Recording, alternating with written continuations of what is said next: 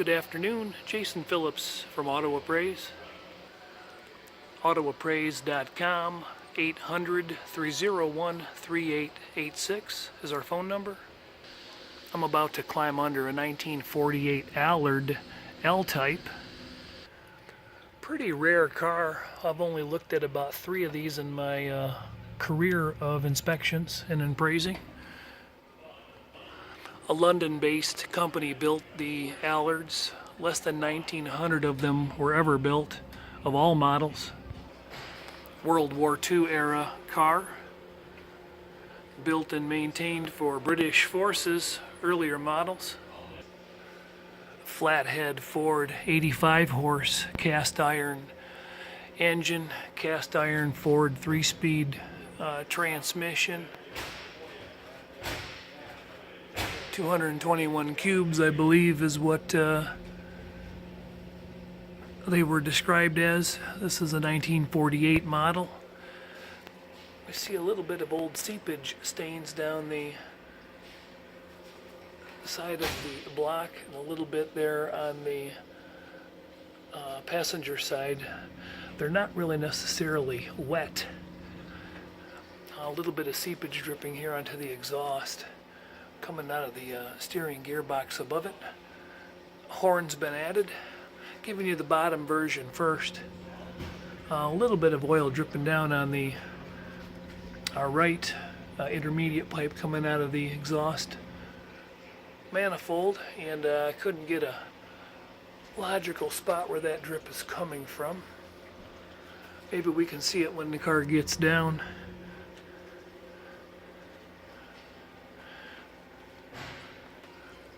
Hydraulic 4-wheel drum brakes.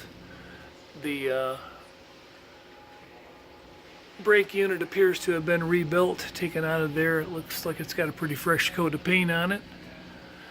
Inner fender structure is really nice. All the way around kind of looks like that. No real decay issues apparent. Passenger side appears the same way. Allard used a early version of independent front suspension. Split I-beams, torque tubes,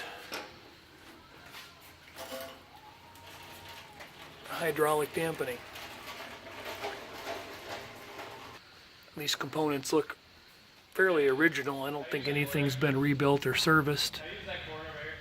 An original OEM wrappings on the transverse leaf there.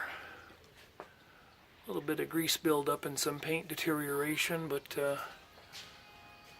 sufficient condition for the age of original components. Backing plates appear to be pretty good shape.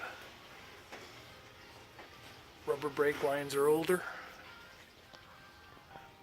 There's some dampness on the bottom of the oil pan. It doesn't look like a lot of it's coming down from the side so much as maybe from the drain plug. Nothing horrific though. Some seepage apparent on the back of the transmission, on the bottom of the transmission rather. The inner rocker structure is wood on wood, tin wrapped. I'm going to take it off at 5, so let it cook for like 2 hours. And got the old-fashioned slotted head screws in it. So we're going to have like an hour and a half for the car. That's the last one? Yeah, she said she could do some. And the wood's in pretty good shape from what I can see. Looking the same on this side, a couple small chips, but it doesn't appear to be swollen or pushed out due to moisture content. This plywood style section may well have been added. Don't know, because I haven't really been under one like this before. But maybe some Allard experts out there can comment, give us your opinion. Regardless, stuff looks structurally sound and intact. Boxed steel frame up there inside. It appears to be in good shape, reinforced. No heavy structural rot or decay to speak of. I think that would clean up nice. Several days on a hoist would make a huge difference. Some obvious seepage apparent from the rear transmission torque tube seal there. And I have no idea if this is from, a dozen other cars that may have been here on the ground in the past, because none of this looks really wet or fresh. All of it looks pretty old. The car was already on the hoist when I came in today. If you need inspection service, by the way, feel free to give us a call. We'll look them over for you, see what they look like inside out, upside down, and then report that back to you.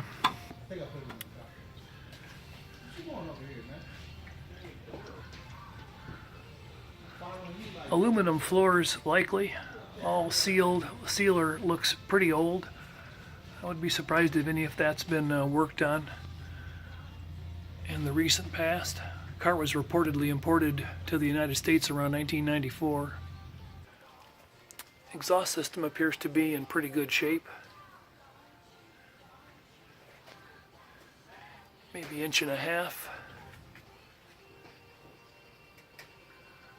Nothing really in need of service that I can tell. They were having some float sticking issues, carburetional issues when I arrived, and I believe they've got them remedied. So we're going to get to fire it up, but it started raining pretty hard right after I got here. The backing plates, nothing has been restored back here.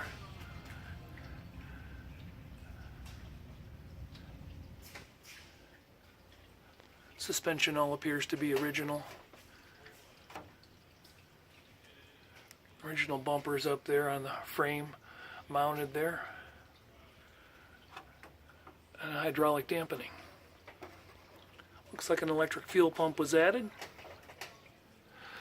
A little bit of seepage there on the banjo. But really nothing to speak of on the floor. Looks like I'm in alignment with that rear end, so.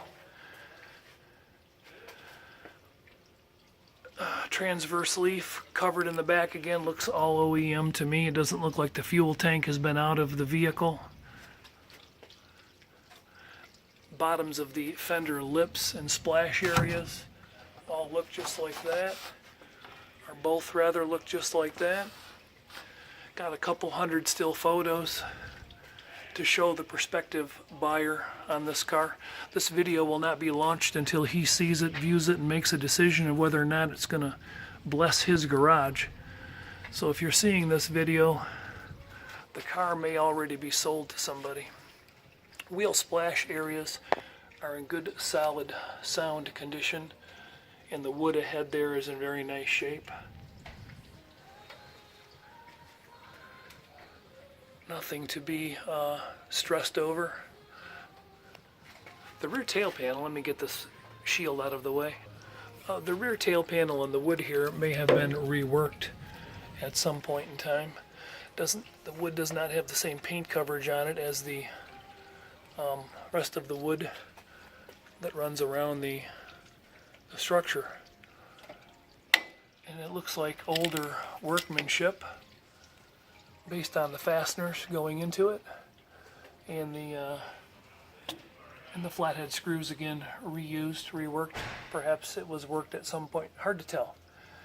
But the tin on the back doesn't have the same level of coating either.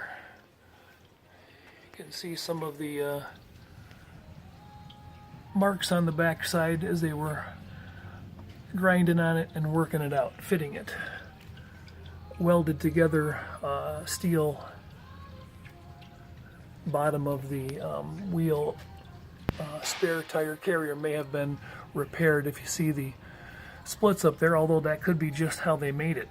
Again, I do not claim to be an Allard expert, but here's what a good original car looks like, in my opinion.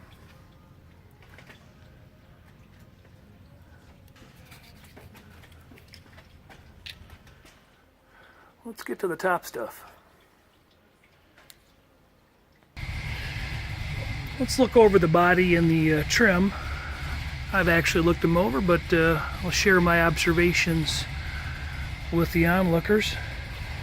The chrome appears to have been all completely removed from the vehicle and restored. The reflective finish is very nice. There's no real issues of major pitting. There's some light polishing scratches that may be difficult to pick up in video, but very subtle patina, very presentable. Lucas fog light housings appear to be in good shape. The rubber seals on the vehicle were changed probably at the time of repaint. There is a little bit of overspray indicating those rubber seals may have stayed in when the front end was painted and or possibly touched up or repainted, if you can see that. Not horrific. The chrome bumpers are in nice shape. Well fitted. Hardware looks like it's in good shape. Bumper bar was repainted black. I'm guessing based on my limited knowledge that we've got an aluminum body with steel fenders, as you can tell. The adhesion of a business card style magnet is anywhere from 12 to 20 mils of thickness, and I'm getting good adhesion on the general fenders both sides. I can get a magnet to lightly stick and engage but not hold itself in many locations on the fenders. So I'm sure these were primed and blocked, you know, half a dozen times to achieve a nice level of finish. And that's what we got. The back sides, we had a nice look at them, and we didn't really see anything horrific. Steel vent, aluminum cowl panel. Again, my take on that. The hood is blocked out, very nice. Operates and the springs hold it up. There's a few just very light polishing scratches that you can possibly see, maybe or maybe not, and none of them I can feel heavily with my fingernail.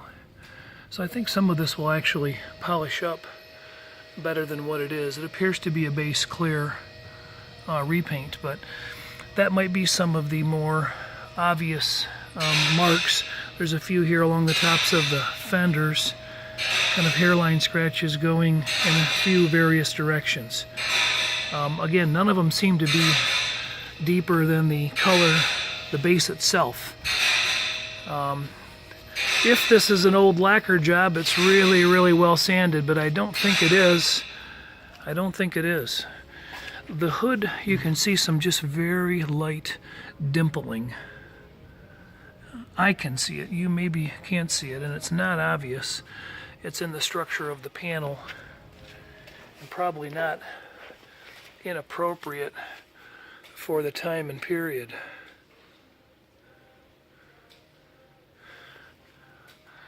I magnet tested the rest of the body, and I left a few hanging on this side prior to firing my video back up, and you can kind of see that we have some adhesion on the steel components, and again, not on the aluminum. So no major dings or dents to speak of. No real rot or decay issues. I don't think we have to be concerned about.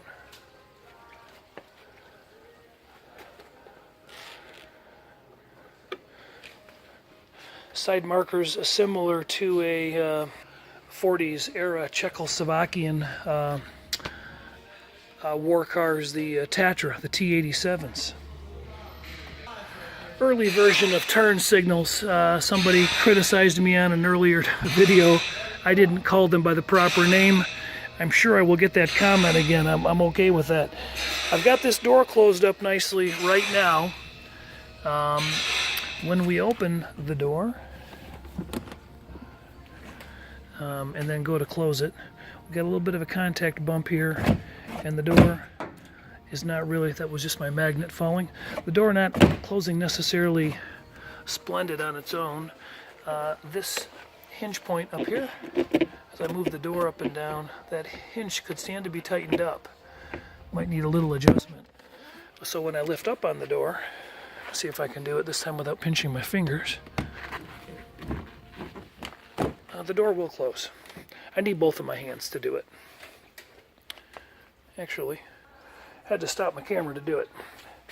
This latch will require some attention. The door can be moved in like that, and I think that latch is going to need to be adjusted. Something figured out there, but the door will close up better. Painted upper cowl surface still shows nicely.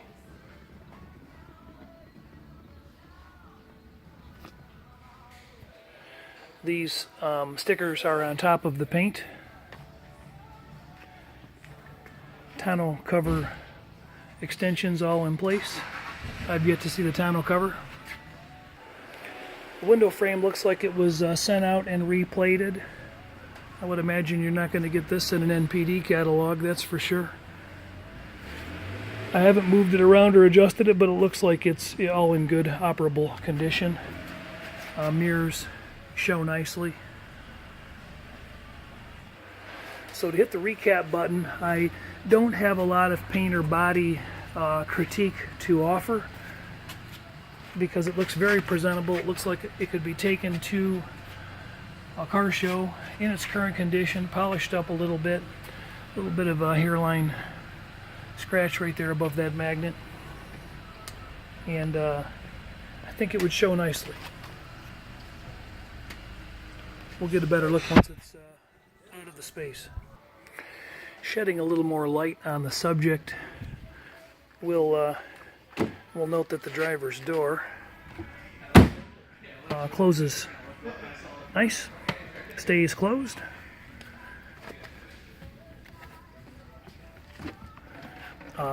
Described to have Wilton wool carpets in it. I won't argue with that. The door vinyl or slash pleather or slash leather, whatever the material is, shows nicely on both sides. No cuts along the edges or tears. Sorry that the lighting's kind of not great in the building. I'm kind of back against the wall here doing the best I can. The black piping looks nice on the inserts of the seats. And I don't think that rear seat's been sat in. I don't think the front seat's been sat in much. I'm showing a little spot on the seat that's not a reflection, that's a spot from something. Coffee colored. Seat belt equipped. Rear cover for the top. Steering wheel is in very nice shape. It's been reconditioned. There is a crack at that stem. You can see that. Let me show it again. There we go, a little better. Put some light on it.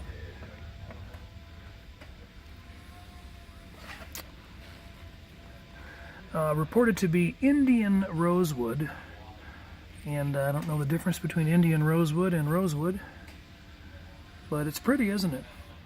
Gauges appear to be in a nice shape. I would guess that there may have been some restoration work done on those, although the speedometer lens looks really authentic and original with a little bit of dust along the inside. Some upgrades in wiring under the hood I noticed. I'll get back to it in a minute. And then some upgrades and changes made down here underneath the dash to include a radio, hidden cassette player. So, don't know what era that's from. With some non-OEM wire connectors and whatnot. Original stock pedals, I'm guessing. Kick panels are in pretty good shape. Not much else to talk about in the interior. The screws holding the door there, again, I'm jiggling the door up and down. Those could stand to be tightened up a bit. I'm guessing they're going right into wood. So there we have the interior and the glass. Lifting up the hood, the bonnet stays up nicely. One hinge spring action there, 2 mounting points in the back along the cowl. This cowl has been repainted, probably in a brush format, coated over. Original tin tag nailed on, 711-743. There weren't too many of the L versions made. Here's our flathead V8, all 85 horses of it, side-mounted coil. Small amount of contact chippage there. Let me pull the light back so that can be seen better. Where the hood comes down and meets with the overlapping side panel. Engine paint is in pretty good shape. Looks like the engine was repainted. A few little remnants of paint drips down there on the exhaust manifold. Steering tube and box, I was pointing out that there's some leakage from that seal in the bottom and coming down onto the exhaust. These front engine mounts, standard Ford style mounts, you can see a little bit of deterioration, cracking in the rubber, but I do believe they've actually been changed. Oil was checked and found to be in proper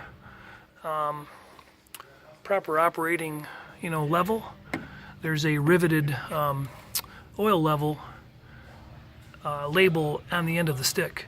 Standard Ford single barrel carb has been taken apart and cleaned and rebuilt. Stock style generator. Some obvious ignition upgrades and components, relays added, 12-volt relays at that. I guess probably that was obvious when I showed you the aftermarket stereo under the dash, but thought I might point that out anyway. Non-OEM style wire connectors and relays added.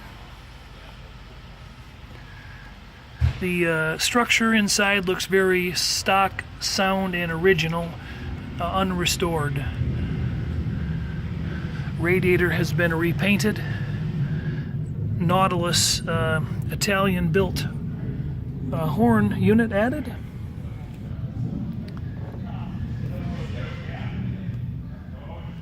Chrome ignition shielding for the wires. We're going to hear it run in a few minutes.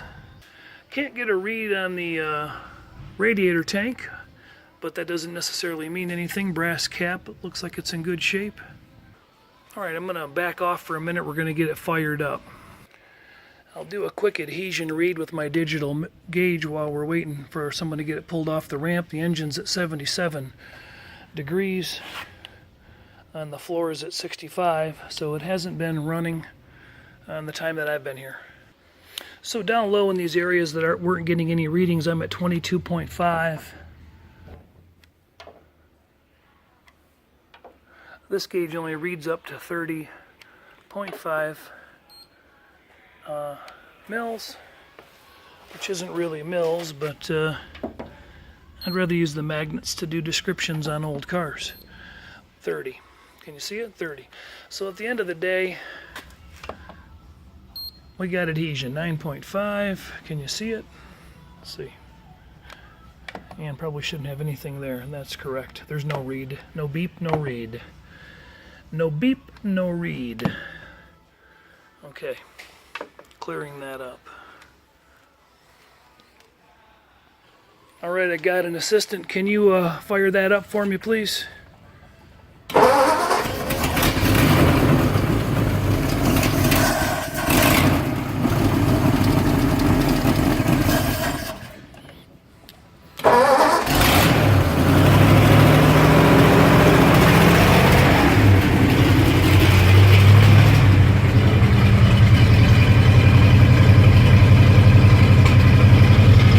Exhaust is ported through the rear bumper mounts. That's pretty cool.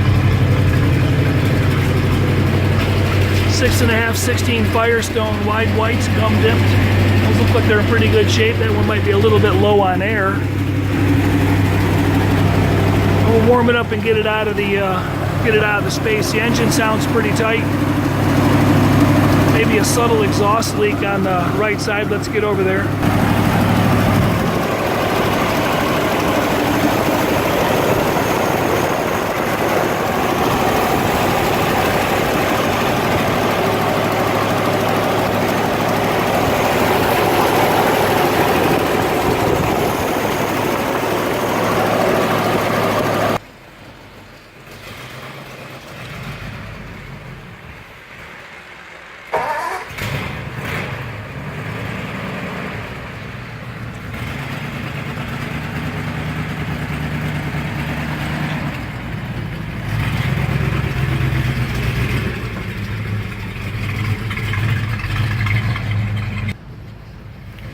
get this baby outside.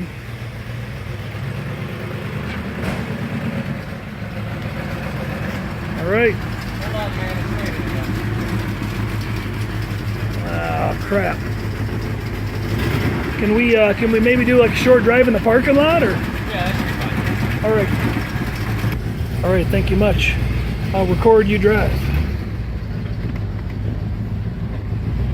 Oh man, I guess I should have put a jacket on, huh?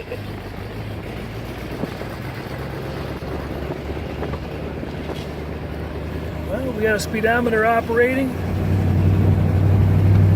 Amps are flipping. We don't have any gas. If we have gas, it's jiggling a little bit, so I guess it's a possibility. Got oil pressure around 50, 40 to 50 pounds. I think we can maybe just roll down this road really quick, just to put it through the gears. Thanks. Thank you. Guy wants to make sure his car runs, right? 17,726 on the clock. I am going to be frozen to death.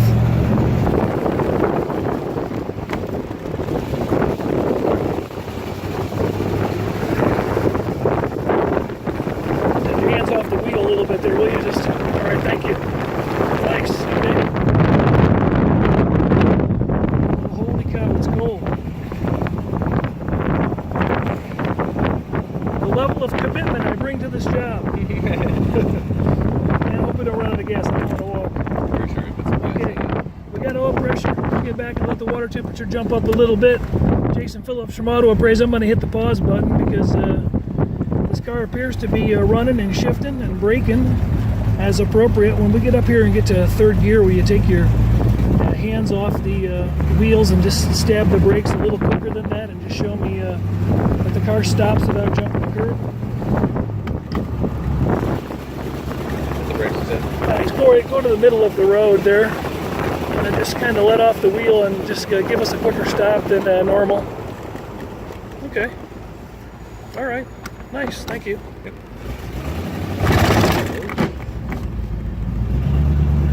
First gear. Maybe you're in third.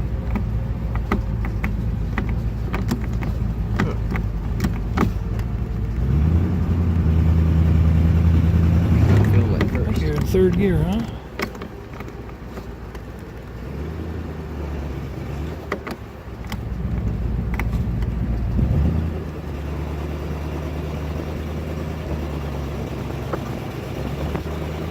That was a little better. All right.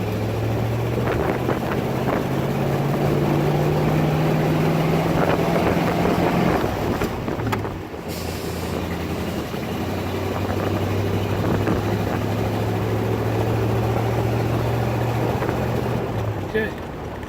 You mind if I try shifting? You got clutch in? All right. Let's drop back down to first gear here. Just clutch in for me, will you? Yeah. Oh, non-synchronized first. Okay. Got a little bit of clutch jumping. Go ahead. It's weird. Well, that's a little bit of. Hold on. Let's make sure our brake is off. I hit that pause button here for a minute. All right. Try that again. I'll let the clutch out a little easier. Possibility maybe there's some dampness on the pressure plate, maybe some oil on the pressure plate. Oh my gosh, you're hitting all these water holes. I don't want to get in trouble. Stop here for just a minute so I can do a quick walk around the car. Thanks. Go. Push that button, please. All right. Okay, turn the...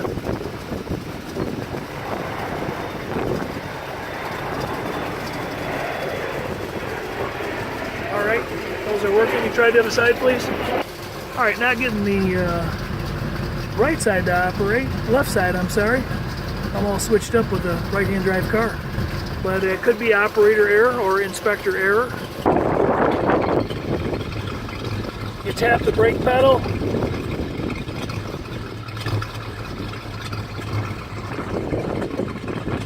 Let's get it inside before it gets messed up anymore. Jason Phillips from Auto Appraise. I'm wrapping up pre-purchase inspection. 1948 Allard L Type.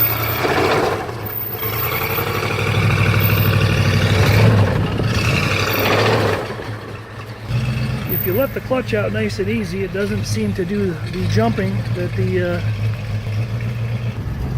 well, Still having a discovery process here, how to make the lights operate. Doesn't seem to be jumping up much in temperature. We've been running probably 12 or 13 minutes now. Oil pressure still holding up at 30 pounds. A little flicker when we're way down low on the bottom end of idle, but nothing too... Well, I'm going to turn the video off and see if we can figure something out here. All right, thanks for hanging out. Thanks for watching. We'll report on the lights shortly. So this right here turns on the interior lights, as you can see. Yep. This red one. Red one's got power going to it. She's lit up. Yeah. So is the white one. This one seems to want to pull out. Okay. Oh, they push out. Okay. Push the white one back in too, will you? Thanks. Okay, that one shuts the power right off. Okay, well, we'll get it figured out here in a minute. So a little bit of wrap up as we let the car warm up a little more. There's a few scuff marks along the sill present. Same condition on this side, maybe a little less. Jams are otherwise done nicely.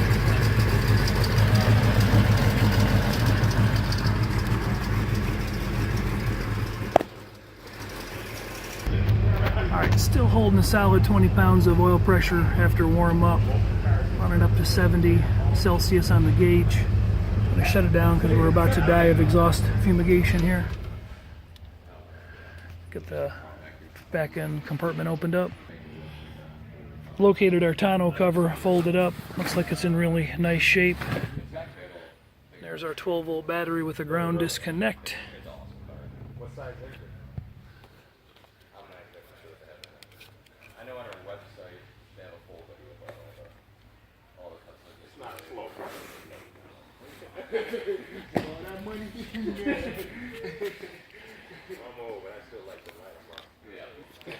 A little bit of cracking noted on the rubber gasket that can stand to be changed. There's a few paw prints on the vehicle, but I think most everything will clean up. I don't think there's anything too crazy. The fender welting was painted with the car. We didn't get the side marker to pop up on the driver's side. Strike that, on the left side. Okay. There we go. Thanks again. Have a great day. 1948 Allard L Type. Supposed to be less than 20 of these in the country.